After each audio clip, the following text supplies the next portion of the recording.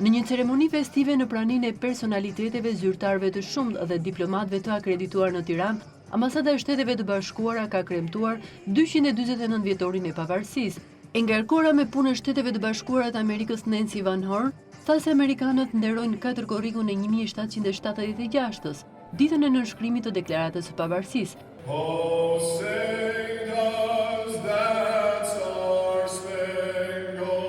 Sipas diplomates amerikane, në këtë ditë kremtohet edhe 250 vjetori themelimit të ushtrisë dhe marinës amerikane.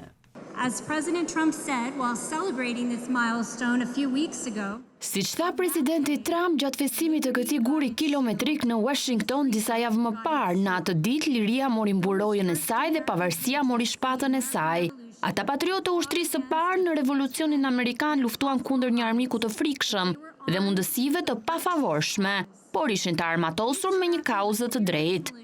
Gjatë 2 shekujve e gjysmë të fundit, udhëheqësia amerikane ka shtruar rrugën për një botë më të lirë, më paqësore dhe më të begatë, por nuk mund ta bëjmë këtë të vetëm.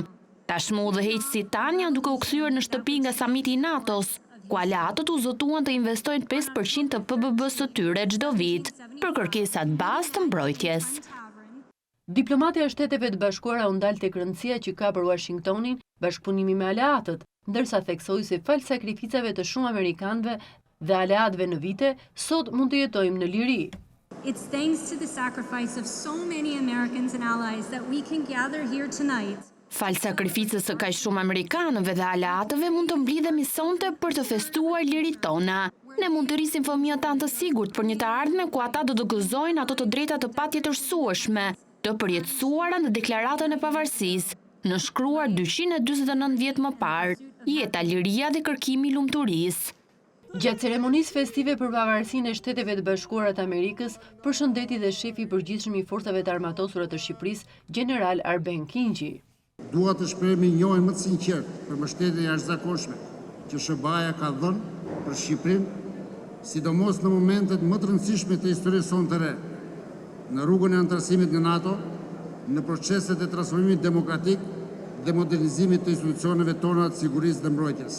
Partneriteti i fortë Shqipëri-SBA ka njohur vetëm progresin e dimensioneve të reja, nga nxitja e bashkëpunimit ekonomik dhe diplomatik në Ballkanin Perëndimor, te thedhimi i bashkëpunimit në mbrojtje, luftën kundër terrorizmit dhe mbështetjen e palëkundur për sigurinë dhe pavarësinë e Kosovës.